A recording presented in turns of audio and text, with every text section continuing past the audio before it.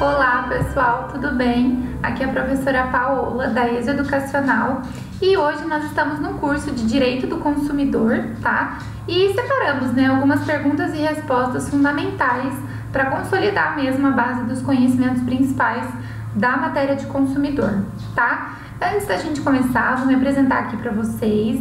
Meu nome é Paola, já falei isso, sou formada em Direito pela PUC Campinas e fiz mestrado lá também na área de Direitos Humanos e Desenvolvimento Social, tá bom? E me coloco à disposição, no final dos slides terá o meu contato, tá? Para caso vocês tenham alguma dúvida, alguma informação, a gente se coloca aqui à disposição para vocês e vamos começar aqui a responder essas perguntas e respostas da parte de consumidor para a OAB, tudo bem? Então vamos lá. Pessoal, a primeira questão é uma questão um pouco mais extensa, mas ela é fundamental para a gente entender bem algumas partes de consumidor que eu considero fundamentais para a prova. Tranquilo? Então vamos lá. Marieta firmou contrato com determinada sociedade empresária de gêneros alimentícios para o fornecimento de produtos para a festa de 15 anos de sua filha. O pagamento deveria ter sido feito por meio de boleto, mas a obrigação foi inadimplida e a sociedade empresária fornecedora de alimentos, observando todas as regras positivadas e sumulares cabíveis, procedeu com a anotação legítima e regular do nome de Marieta no cadastro negativo de crédito. Passados alguns dias, Marieta tentou adquirir um produto numa loja de departamentos mediante financiamento, mas o crédito lhe foi negado, motivo pelo qual a devedora providenciou o imediato pagamento dos valores devidos à sociedade empresária dos gêneros alimentícios. Superada a condição de inadimplente, Marieta quer saber como deve proceder a fim de que seu nome seja excluído do cadastro negativo. E aí, gente, como funcionaria um cenário desse? Bom, a respeito do fato apresentado, assinale a afirmativa correta. Letra A consumidora deve enviar notificação à sociedade empresária de gêneros alimentícios, informando o pagamento integral do débito e requerer que a mesma providencie a exclusão da negativação, o que deve ser feito em até 24 horas. Letra B. A consumidora deve se dirigir diretamente ao órgão de cadastro negativo, o que pode ser feito por meio de procuração constituindo advogado e solicitar a exclusão da negativação, ônus que compete ao consumidor. Letra C.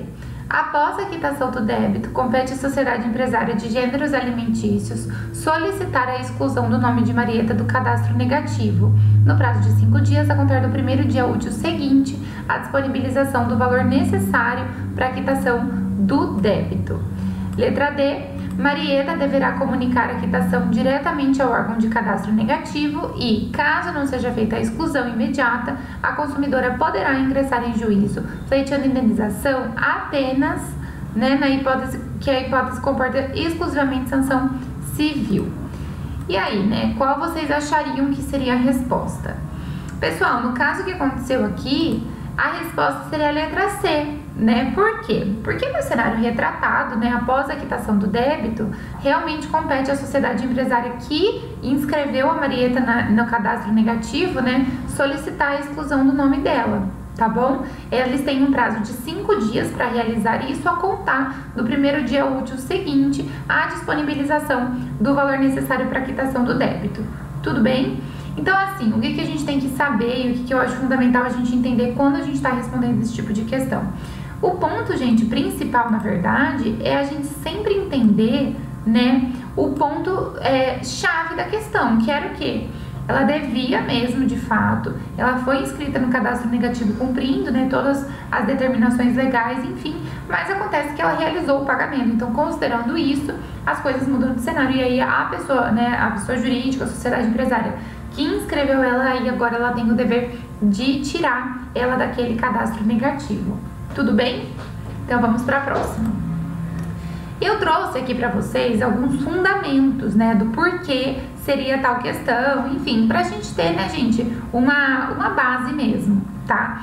E aí, por curiosidade, eu trouxe aqui para vocês a súmula 548 do STJ, O que ela fala? que incumbe ao credor a exclusão do registro da dívida em nome do devedor no cadastro de inadimplentes no prazo de 5 dias úteis, a partir do integral e efetivo pagamento do débito, tá? Então, se existir alguma dúvida, alguma margem de possibilidade para isso não ser feito, o STJ sumulou e isso está consolidado. Tranquilo? Vamos para a próxima. Antônio desenvolve atividade há mais de 40 anos de comércio no ramo de hortifruti. Seus clientes chegam cedo para adquirir verduras frescas entregues pelos produtores rurais da região. Antônio também vende no varejo com pesagem na hora, grãos e cereais adquiridos em sacas de 30 quilos, de uma marca muito conhecida e respeitada no mercado. Determinado dia, a cliente Maria descobriu da pesagem e fez a conferência da sua balança caseira. E essa balança caseira, né, ela apontou suposta divergência de peso. Procedeu então com a imediata denúncia junto ao órgão oficial de fiscalização, que confirmou que o instrumento de medição do comerciante estava com problemas de calibragem e que não estava ferindo segundo padrões oficiais, gerando prejuízo aos consumidores. A cliente denunciante buscou ser ressarcida no vício de quantidade dos produtos. E aí, gente, né, o que acontece nesse caso, tá? Vamos lá. Com base, né, na hipótese sugerida, assinale a afirmativa correta. Vamos lá. Letra A. Trata-se de responsabilidade civil solidária, podendo Maria acionar tanto o comerciante quanto os produtores. Letra B. Trata-se de responsabilidade civil subsidiária, pois o comerciante só responde se os demais fornecedores não forem identificados. Letra C. Trata-se de responsabilidade civil exclusiva do comerciante, na qualidade de fornecedor imediato. Letra D. Trata-se de responsabilidade civil objetiva, motivo pelo qual inexistem excludentes de responsabilidade. Vamos ver, né, qual seria a questão. Pessoal, a alternativa nesse caso seria a letra C, né? E por quê? Porque no caso narrado, a gente está falando de um vício de quantidade que estava previsto na balança daquele comerciante, né? Isso não veio do seu fornecedor, por exemplo, e aí esse erro se perpetuou. Não, o erro era na balança dele, tá? E ele é considerado, então, aqui nesse caso, o fornecedor imediato daquele produto. Por isso, a responsabilidade civil, nesse caso, é exclusiva do comerciante. Tranquilo? Então, vamos para a próxima. Eu trouxe aqui, né, o artigo 19, parágrafo 2º, ele explica um pouquinho melhor, mas basicamente é o que a gente conversou, né? O fornecedor imediato será responsável quando fizer a pesagem ou a medição e o instrumento utilizado não estiver aferido segundo os padrões oficiais, tá? Por isso, então, é responsabilidade civil exclusiva do comerciante na qualidade de fornecedor imediato, tá? Porque Antônio é o fornecedor imediato, então ele é responsável pela pesagem e também pelo instrumento utilizado que não estava aferido segundo os padrões oficiais. Tá legal? Vamos lá então. Para a próxima. O ônus da prova incumbe a quem alega a existência do fato constitutivo de seu direito e impeditivo, modificativo ou extintivo do direito daquele que demanda. O Código de Proteção e Defesa do Consumidor, entretanto, prevê a possibilidade de inversão do ônus probandi e, a respeito de tal tema, é correto afirmar que... Então, a gente está falando aqui do ônus probandi, né? Quem deve provar, a quem cabe, tá? O ônus da prova. Tudo bem? Então, vamos lá. Letra A. Ocorrerá em casos excepcionais em que o juiz verifique ser verossímil a alegação do consumidor ou quando for ele hipossuficiente. Letra B. É regra e basta ao consumidor alegar os fatos, pois caberá ao réu produzir provas que os desconstituam, já que o autor é hipossuficiente nas relações de consumo. Letra C. Será deferido em casos excepcionais, exceto se a inversão em juízo do consumidor houver sido previamente ajustada por meio de cláusula contratual. Letra D. Ocorrerá em todo processo civil que tenha por objeto as relações consumeristas, não se admitindo exceções, sendo declarada abusiva qualquer cláusula que disponha de modo contrário. Pessoal, vou dar uma dica aqui para vocês, tá? Sobre questão de perguntas e respostas mesmo, sobre toda essa parte de consumidor e também de outras matérias. Todas as alternativas que tem, sempre, nunca, jamais, em hipótese alguma, tomem cuidado, tá? Pode haver uma exceção ou outra, claro que pode, né? A gente realmente não controla, né, tudo, mas tá? A gente tem que ficar atento porque geralmente essas questões elas têm uma exclamaçãozinha aí vermelha que a gente tem que prestar atenção se não tá acontecendo nada de diferente. Tranquilo? E aí, né, qual seria a resposta sobre a questão do ônus probandi, né? Quem tem que provar e quando que esse ônus ele deve ser invertido? Bom, é a letra A, tá, pessoal? Por quê? Porque, regra geral, tá? Bom, são casos excepcionais, o juiz pode verificar ser verossímil a alegação do consumidor, né? Ou quando ele for hipossuficiente. Nesses casos, o ônus probandi é invertido, porque geralmente quem tem que provar é quem alega, né? Mas se a gente considera, né, que o consumidor está numa posição vulnerável, né, e é verossímil aquele que ele está falando, o juiz, excepcionalmente, ele pode inverter esse ônus da prova, tá? E aí, olha só, o artigo 6º do CDC, né, do Código de Defesa do Consumidor, ele prevê exatamente isso. Entre alguns incisos do artigo 6º, nós temos lá o inciso 8º. Então, são direitos básicos do consumidor. Inciso 8º, a facilitação da defesa de seus direitos, inclusive com a inversão do ônus da prova, a seu favor, no processo civil, quando, a critério do juiz, for verossímil a alegação ou quando for ele hipossuficiente, segundo as regras ordinárias de experiências. Tranquilo? Então, vamos lá para a próxima. Carlos adquiriu o veículo 0 km com dispositivo de segurança denominado airbag do motorista, apenas para o caso de colisões frontais. Cerca de 2 meses após a aquisição do bem, o veículo de Carmen sofreu colisão traseira e a motorista teve seu rosto arremessado contra o volante, causando-lhe escoriações leves. A consumidora ingressou com medida judicial em face do fabricante, buscando a reparação pelos danos materiais e morais que sofrera, alegando ser o produto defeituoso, já que o airbag não foi acionado quando da ocorrência da colisão. A perícia constatou colisão traseira e em velocidade inferior à necessária para o acionamento do dispositivo de segurança. Carmen, então, invocou a inversão do ônus da prova contra o fabricante, o que foi indeferido pelo juiz. Então, olha só, né, quantas informações a gente tem aqui, tá? Analise o caso à luz da Lei 8.078 de 90, né, o CDC, e assinale a afirmativa correta. Então, diante desse cenário retratado, qual seria, né, a alternativa correta? Letra A. Nesse caso, então, caberia a inversão do ônus da prova em favor da consumidora por expressa determinação legal, não podendo, em qualquer hipótese, o juiz negar tal pleito.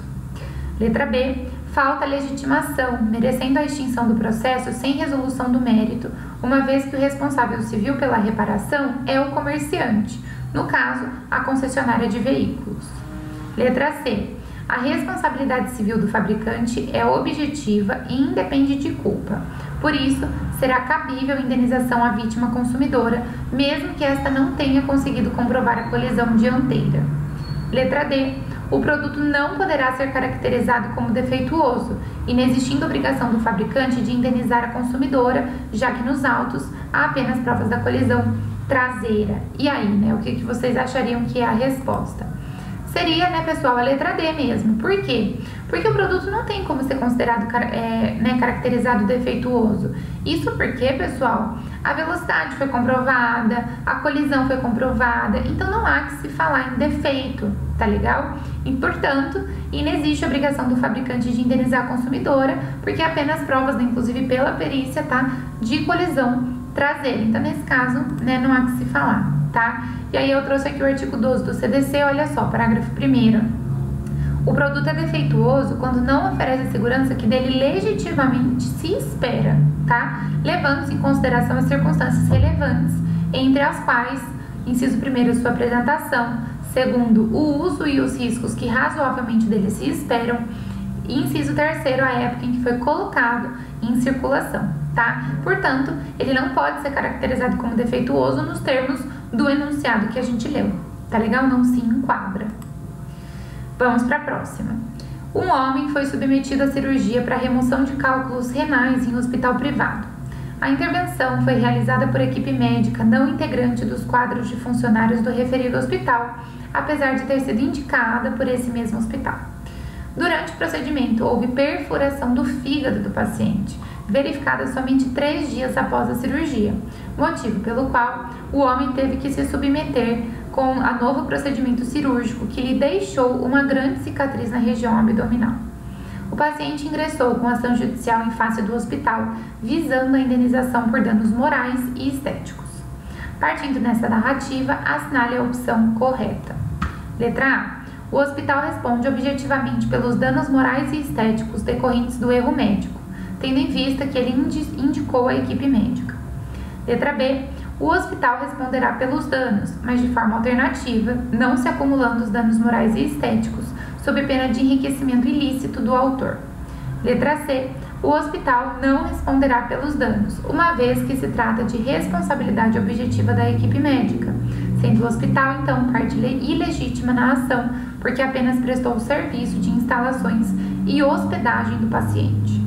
Letra D. O hospital não responderá pelos danos, tendo em vista que não se aplica a norma consumerista, a relação entre médico e paciente, mas sim o Código Civil, embora a responsabilidade civil dos profissionais liberais seja objetiva. Então, pessoal, a gente teve aqui, né, todo um enunciado de cirurgia, alguns pontos caracterizadores que diferem, talvez, né, de uma situação normal, seria o médico não ser do hospital, né, não ser do quadro de funcionários, mas foi indicado pelo hospital, é um hospital privado. A gente quer saber, né, o enunciado quer saber como funcionaria nesse caso, tudo bem? Então vamos lá.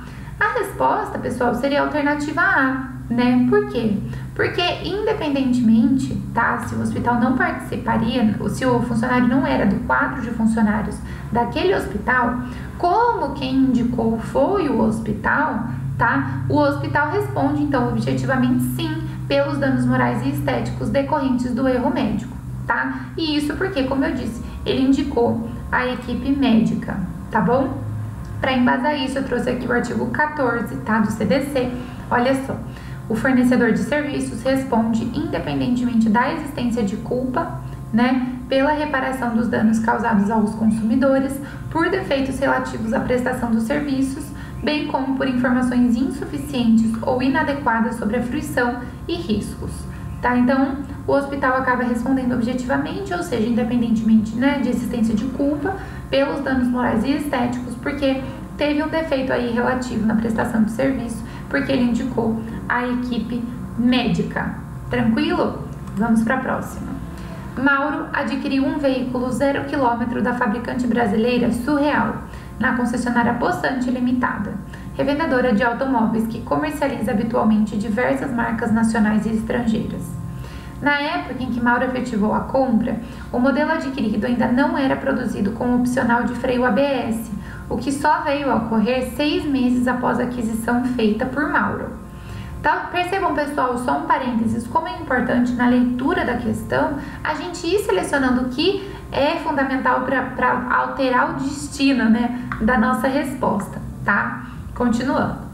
Tal sistema de frenagem e travagem evita que a roda do veículo bloqueie quando o pedal do freio é pisado fortemente, impedindo com isso o descontrole e a derrapagem do veículo. Mauro, inconformado, aciona a concessionária postulando a substituição do seu veículo pelo novo modelo com freio ABS. Diante do caso narrado e das regras atinentes ao direito do consumidor, assinale a afirmativa correta.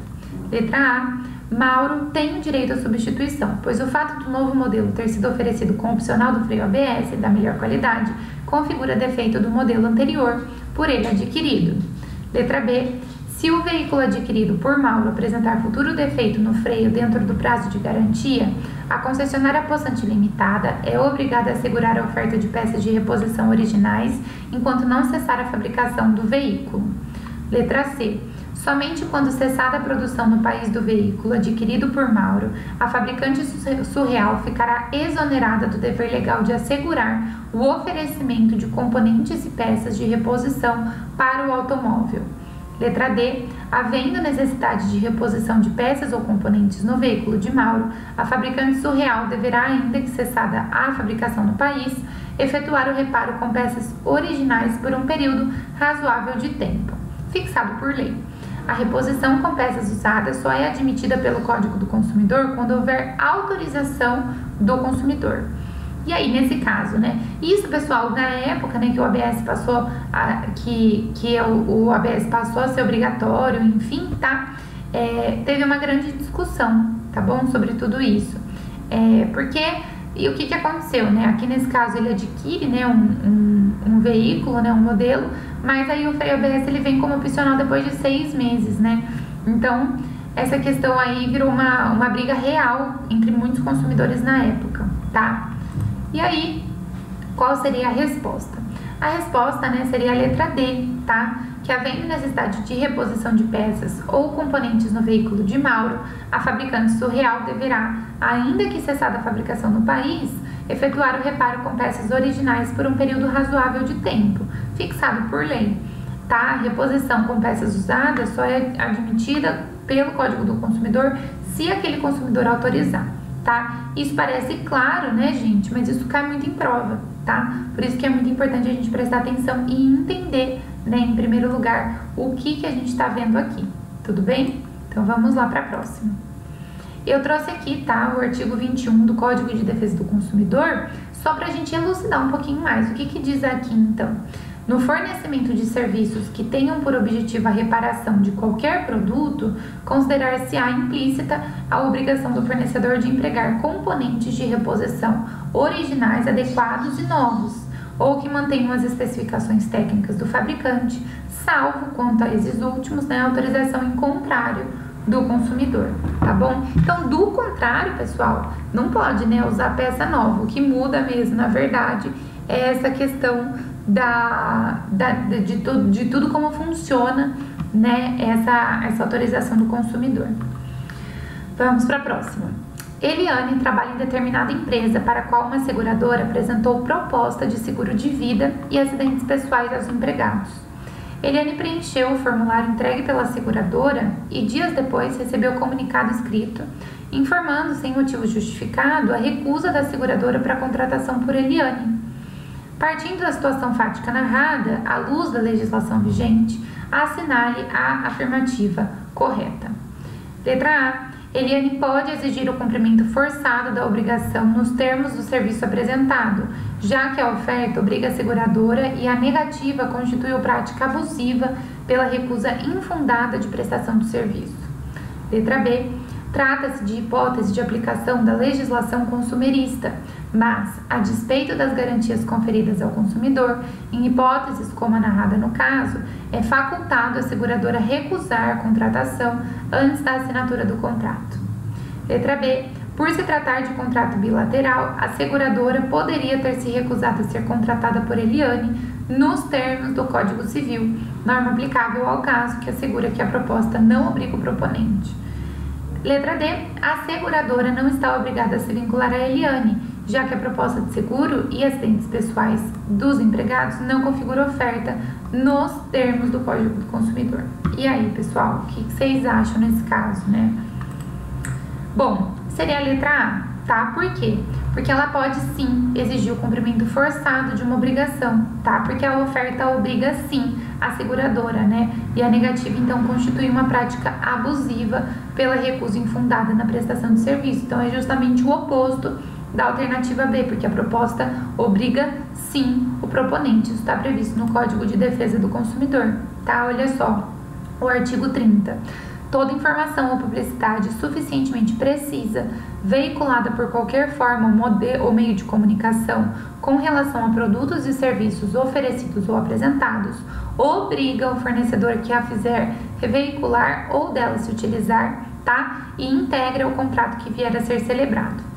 E aí, se o fornecedor de produtos ou serviços recusar o cumprimento da oferta, apresentação ou publicidade, o consumidor pode sim, né, alternativamente à sua livre escolha, primeiro, exigir o cumprimento forçado da obrigação nos termos da oferta, apresentação ou publicidade, tá bom? E olha só, o artigo 39 configura isso como prática abusiva, né? Ele diz que é vedado ao fornecedor de produtos e ou serviços, dentre outras práticas abusivas, inciso 10, recusar a venda de bens ou a prestação de serviços diretamente a quem se dispõe a adquiri-los mediante pronto pagamento, ressalvados casos de intermediação regulados em leis especiais, tá bom? Vamos para a próxima então. Carla ajuizou ação de indenização por danos materiais, morais e estéticos em face do dentista Pedro, lastreada em prova pericial que constatou falha durante um tratamento de canal na prestação do serviço odontológico. o referido laudo comprovou a inadequação da terapia dentária adotada, o que resultou na necessidade de extração de 3 dentes da paciente, sendo que na execução da extração ocorreu fratura da mandíbula de Carla, o que gerou redução óssea e sequelas permanentes, que incluíram a assimetria facial. Com base no caso concreto, à luz do CDC, assinale a afirmativa correta. Então, olha tudo que aconteceu com a Carla, né? Qual seria a medida cabível para isso? Vamos ver. Letra A. O dentista Pedro responderá objetivamente pelos danos causados à paciente Carla, em razão do comprovado fato do serviço, no prazo prescricional de 5 anos. Letra B. Haverá responsabilidade de Pedro, independentemente de dolo ou culpa, diante da constatação do vício do serviço no prazo decadencial de 90 dias. Letra C. A obrigação de indenizar por parte de Pedro é subjetiva e fica condicionada à comprovação de dolo ou culpa. Letra D. Inexiste relação de consumo no caso em questão, pois é uma relação privada que encerra a obrigação de meio pelo profissional liberal, aplicando-se o Código Civil. E aí, o que vocês acham que aconteceria? Bom, seria a letra C, tá? A obrigação de indenizar por parte de Pedro é subjetiva, tá? E fica condicionada à comprovação de dolo ou culpa. Por quê? Tá? Porque tem que apurar, tem que ter a comprovação, por conta justamente do Pedro ser um profissional liberal, tá, gente? Isso é diferente. Então, já fica uma situação diferentemente daquela apresentada, tá bom? Então, seria a letra C. E aí, vamos para a nossa última questão desse bloco. A Aurora contratou com determinada empresa de telefonia fixa um pacote de serviços de valor pré-estabelecido, que incluía ligações locais de até 100 minutos e isenção total dos valores pelo período de 3 meses, exceto os minutos, tá? Que ultrapassassem os contratados, ligações interurbanas e para telefone móvel. Para sua surpresa, logo no primeiro mês, recebeu cobrança pelo pacote de serviços no importe 3 vezes superior ao contratado, mesmo que tivesse utilizado apenas 32 minutos em ligações locais. A consumidora fez diversos contatos com a fornecedora do serviço para reclamar o ocorrido, mas não obteve solução. De posse dos numerosos protocolos de reclamações, ingressou então com medida judicial, obtendo liminar favorável para abstenção de cobrança e de negativação do nome. Então, olha só o que aconteceu, né, com a Aurora. Vamos ver qual seria a solução dela. Considerando o caso acima descrito, assinale a afirmativa correta. Letra A. A conversão da obrigação em perdas e danos faz-se independentemente, a professora tá ficando doida, de eventual aplicação de multa. Letra B. A multa diária ao réu pode ser fixada na sentença, mas desde que o autor tenha requerido expressamente. Letra C. A conversão da obrigação em perdas e danos independe de pedido do autor, em qualquer hipótese. Letra D. A tutela liminar será concedida desde que não implique em ordem de busca e apreensão, que requer medida cautelar própria e justificação prévia. Nesse caso da Aurora, então, o que vocês acham? Qual seria a resposta, né? Seria a letra A, tá, pessoal? Por quê? Porque a conversão da obrigação em perdas e danos, ela se dá independentemente da aplicação de multa, tá bom? Isso por quê? Porque a multa diária, ela não precisa ser requerida expressamente, o juiz pode dar, tá bom? Essa conversão de obrigação em perdas e danos não independe, né, do pedido do autor, já é diferente, e não é em qualquer hipótese. Então, as alternativas acabam se prejudicando, por isso é a letra A, tá? No caso da Aurora, né, no caso retratado, a conversão da obrigação em perdas e danos se faz sim, independentemente de aplicação, eventual aplicação de multa. Uma coisa não tem nada a ver com a outra, tranquilo? E aí, olha só, né, o artigo 84, no parágrafo 2º, diz, tá, que a indenização por perdas e danos se fará sem prejuízo da multa, tá? Isso está em consonância, inclusive, com o artigo 287 do Código de Processo Civil, tudo bem? E essa conversão, ó, da obrigação em perdas e danos, ela também somente se dá, né, será admissível se por elas optar o autor, ou se impossível a tutela específica ou abstenção do resultado prático correspondente, tá bom? Esse é o artigo 84 do CDC, e eu trouxe ele aqui para vocês, justamente para a gente embasar, né, o que a gente tá conversando aqui nessa questão. E aí, pessoal, né, agora a gente fica por aqui, tá? Apresentei, né, todas essas perguntas e respostas para vocês.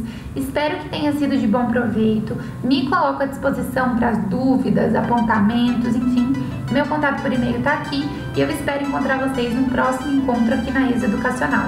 Até lá!